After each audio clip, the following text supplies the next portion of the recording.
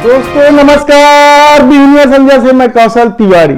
आर्थिक मोर्चे में पूरी तरीके से फेल हो चुकी मोदी सत्ता क्या अब राज्यों के पैसे भी हड़प लेना चाहती है?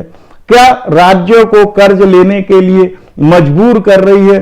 क्या है मोदी नीति जिसकी वजह से महंगाई लगातार बढ़ रही है, व्यापार घाटा लगातार बढ़ते चला जा रहा है और डॉलर के मुकाबले रुपये की कीमत भी लगातार गिरती चले जा रही है? तो क्या ऐसी परिस्थितियों में सब कुछ ठीक है?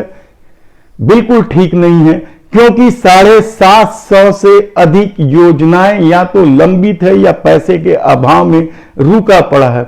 इनमें से ज्यादातर योजनाएं सड़क की है, रेलवे की है और पेट्रोलियम से जुड़े मामले हैं।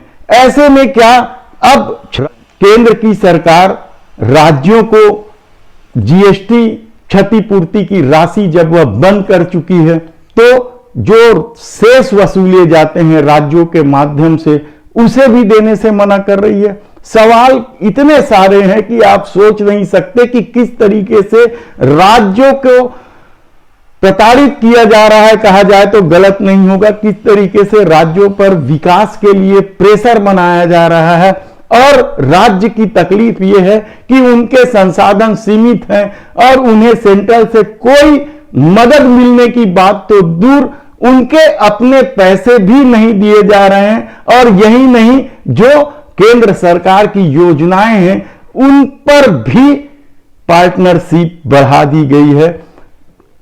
मनमोहन सिंह के कार्यकाल में 30-35% जिन योजनाओं में राज्य की भागीदारी होती थी वह 40 से लेकर 50% तक बढ़ गई है और ऐसी स्थिति में राज्यों के सामने वित्तीय संकट खड़ा हो गया है और वे कर्ज लेने को मजबूर है। और केंद्र सरकार कह भी रही है कि आप कर्ज लीजिए और अपने राज्यों का विकास कीजिए। क्या इस हालात में आने वाले दिन और भयावह होंगे?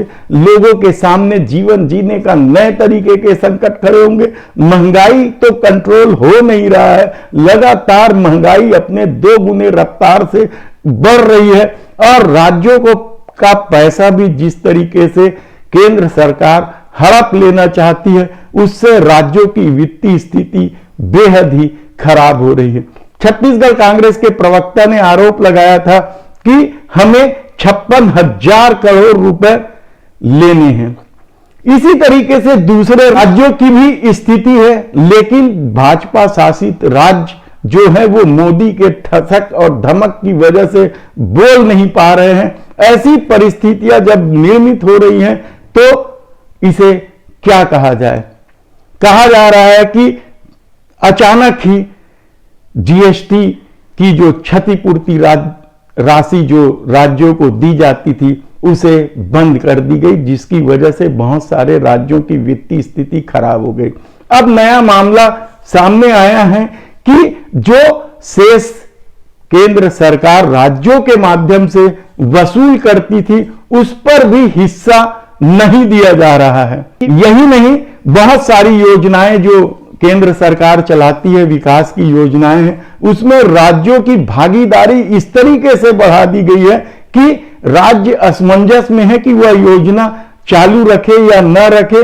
ऐसी ही परिस्थिति प्रधानमंत्री आवास योजना की है, स्मार्ट सिटी की है, बहुत सारी योजनाएं, जल जीवन मिशन, आप किसी का भी नाम ले लीजिए। राज्यों की भागीदारी बढ़ जाने की वजह से राज्यों में वित्तीय संकट की स्थिति उत्पन्न हो गई है।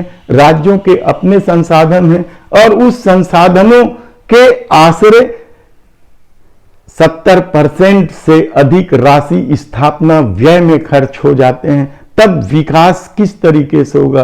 कहा जा रहा है कि पूरे देश में कुछ एक राज्य जो संपन्न है उनको छोड़कर पूरे देश में यही स्थिति है। दूसरी तरफ महंगाई अपने चरम पर पहुंचते जा रही है, उस पर कहीं कंट्रोल नहीं है। लगातार बढ़ती महंगाई ने आम आदमी का जीना मुश्किल कर दिया है और कहा जा रहा है कि आने वाले दिनों में महंगाई और बढ़ेगी। जरूरत की वस्तुओं पर जिस तरीके से पिछले दिनों आटा, गुड़, चना जैसी वस्तुओं पर जिस तरीके से जीएसटी 5% लगाया गया, उसे लेकर भी व्यापारियों में आक्रोश तो है। छोटे व्यापारियों की स्थिति खराब हो गई है। बड़े व्यापारी तो 25 किलो की जगह में 26 किलो की बोरी निकालने लग गए, लेकिन जो 1 किलो 2 किलो के पैकेट बनाते थे उन व्यापारियों की क्या स्थिति है।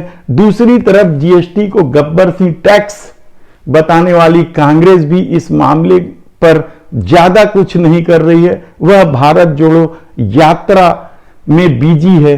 तब सवाल यह है कि आने वाले दिनों में क्या राज्य और कर्जे में डूबेंगे।